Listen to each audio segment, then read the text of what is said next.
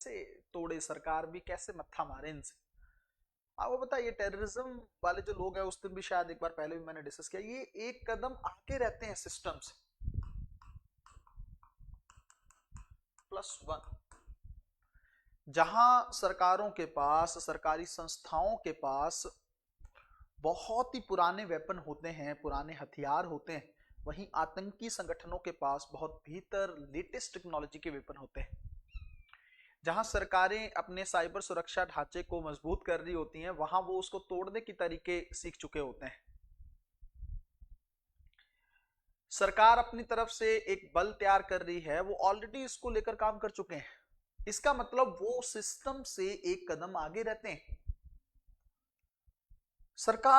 भारत सरकार अभी पूरी तरीके से भारत में ब्लॉकचेन टेक्नोलॉजी का बेनिफिट नहीं ले पा रही है, ये आपको बहुत अच्छे से पता है।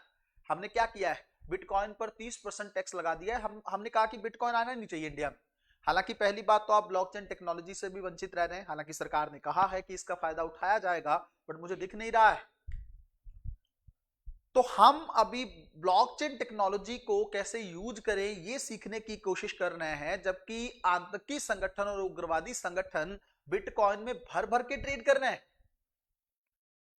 भर भर के लेन देन कर रहे हैं। वो क्रिप्टो करेंसी का फायदा उठा रहे हैं। तो क्या हुआ, सिस्टम से एक कदम आगे चल रहे हैं। जब तक वो सिस्टम से एक कदम आगे रहेंगे, तब तक सिस्टम उसको पकड़ नहीं पाएगा। अगर आपको चोर को पकड़ना है, तो आपको एक कदम उससे आगे चलना होगा। वो क्या सोचता है, वो क्या करता है, ये आपके दिमाग में पहले आना चाहिए, तब पकड़ सकते हो, वरना भारत की सुरक्षा कभी भी सुनिश्चित नहीं हो पाएगी। ठीक है ना। अंतरराष्ट्रीय करते हैं, अब देखो अमेरिका है, एक कदम आगे की सोचता है। कभी भी देख लो आप अमेरिका की, मैं आपको अगर एक बात बताऊं, आप लोग खुद हैरान हो गए, और ऐसा नहीं मैं पहली बार कह रहा हूं। अमेरिका की सबसे अच्छी बात यह है कि वो अपने दुश्मनों को पता भी नहीं लगने देता कि उसके पास कौन सी टेक्नोलॉजी है। क्या वंडरफुल थॉट प्रोसेस है वहां का। दुश्मनों को पता भी नहीं लगने देना कि मेरे पास तकनीक कौन सी है। और आप लोग हैरान हो गए इस चीज को लेकर, क्या हैरान रहोगे कि रूस से मिलने जाता है ट्रंप, है ना, या बुलाता है उसको अलास्का में, मिलते हैं दोनों, और मुलाकात के दौरान B2 बॉम्बर्स की उड़ान भरवा देता है। मतलब कौन करेगा इतना जिगरा इस चीज को लेकर कि भाई मुश्किल से तो बातचीत हो रही है, दोनों प्रतिनिधि मिल रहे हैं, पुतिन कोई छोटी मोटी चीज नहीं है, तो आपसे बातचीत और आप उसके सामने ही B2 बॉम्बर्स को उड़ा रहे हैं। इसका मतलब क्या है, उसको फर्क नहीं पड़ता है। बहुत सारी तकनीक ऐसी हैं अमेरिका की, जब तक वो यूज नहीं करता है ना, तब तक जनता को पता ही नहीं चलता। ये B2 बॉम्बर्स ईरान में उसी ने इस्तेमाल किए, 60-70 मील तक उसने जाके नुकसान पहुंचाया ईरान को। हम लोग तो सोचते ही रह जाते हैं ऐसी तकनीक के बारे में। हमें भी तो आगे चलना होगा ना दुश्मनों से। भाई हैरानी वाली बात यह है कि हम राफेल को लेकर अभी तक प्रॉपर काम नहीं कर पाए हैं, अभी भी प्रॉपर डिलीवरी नहीं हो पाई है उसकी। अभी तक उस डील को हम लोगों ने, बहुत स्लो चल रहा है, लेकिन हमसे पहले F-16 जो है पाकिस्तान के पास आ जाता है। कैसे डील करोगे फिर आप। और एक और बात बताता हूं, जब तक हम विदेशी निर्भरता रखेंगे ना, तब तक हमारे साथ ऐसा ही होता रहेगा।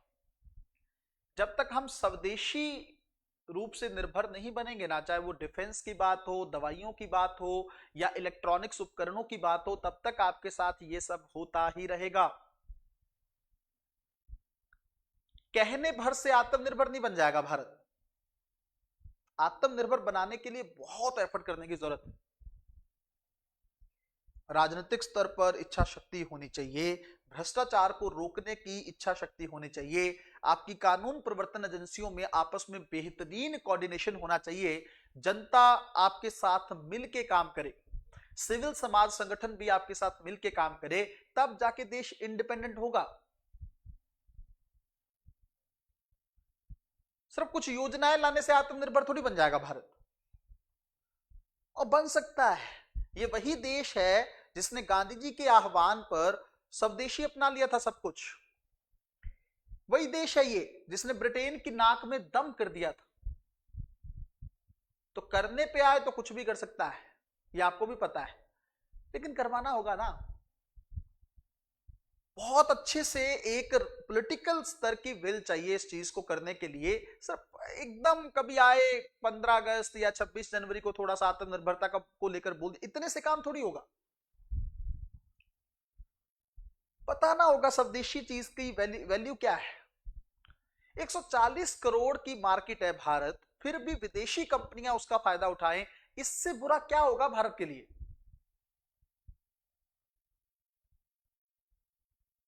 इससे बुरा नहीं हो सकता कुछ, वरना भारत की कंपनियां टॉप पे आ सकती हैं, भारत के ब्रांड टॉप पे आ सकते हैं, भारत के खाद्य व्यंजन अंतरराष्ट्रीय स्तर पर मशहूर हो सकते हैं, सब कुछ हो सकता है।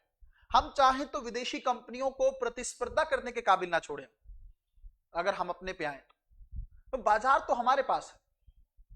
भाई एक बात बताओ, आपके पास कितना ही बेहतरीन क्वालिटी का प्रोडक्ट क्यों ना हो, बेचोगे कहां।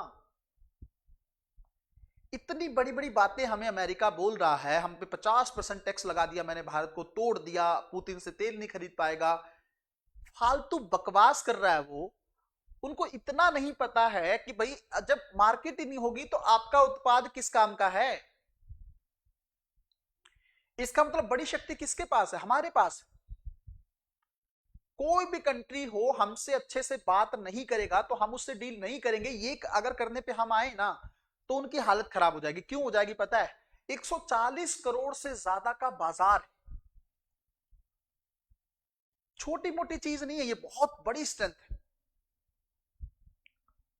क्या करेगी गुणवत्ता, तो खरीदोगे ही नहीं, नहीं खरीदेंगे हम।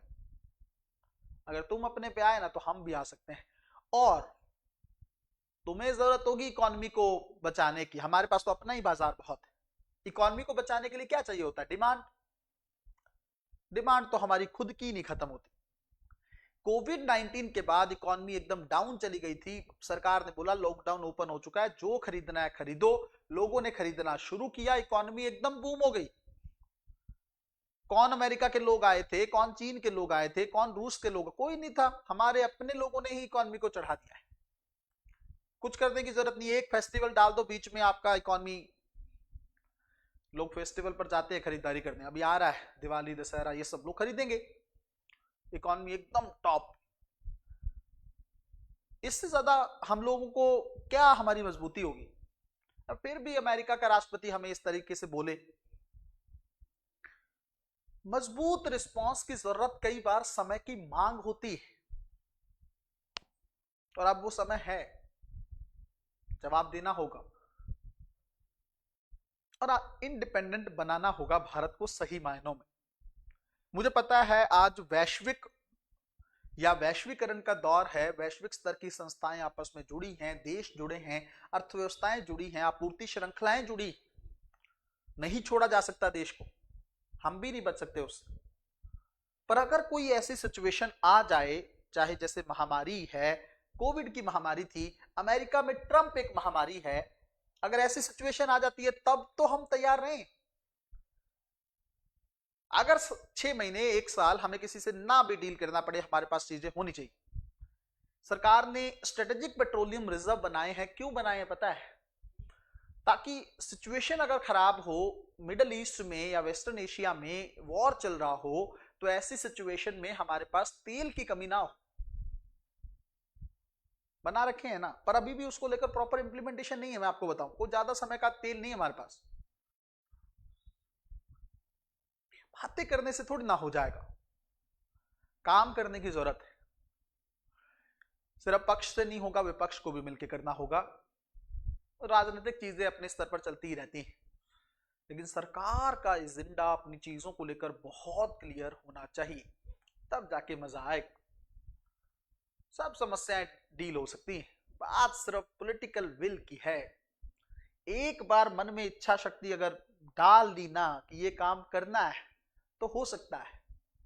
मैं आपको बता रहा हूं, वही इच्छा शक्ति आपके अंदर आईएएस को लेकर भी होनी चाहिए। ये नहीं कि एक दिन क्लास लाइव कर ली और फिर 2 दिन फिर गायब हो गए, फिर एक दिन लाइव कर ली फिर 2 दिन गायब, ये इच्छा शक्ति को नहीं दर्शाता है। मजबूरी एक अलग चीज है। अदरवाइज होना क्या चाहिए, क्लास मतलब क्लास, ना बीच में फोन उठाएंगे, ना घर वालों को बोलेंगे कि हमें कोई डिस्टर्ब करेगा, एकदम फोकस होके ध्यान से सुनना है ताकि चीजें हमेशा के लिए दिमाग में रहें। मैं कई बार ये चीजें आप लोगों के साथ डिस्कस करने लगता हूं, आप इसको समझ लो, ये वो माइंडसेट है जो आपको एग्जामिनेशन के अंदर यूज करना है। ये वो माइंडसेट है जिससे आप बड़े बड़े सवालों को डील कर सकते हैं। जब आप इंटरव्यू के सामने बैठकर हर चीज का आंसर दे सकते हैं, आपके अंदर वो कॉन्फिडेंस झलकेगा अगर आप क्लास को ध्यान से सुनोगे।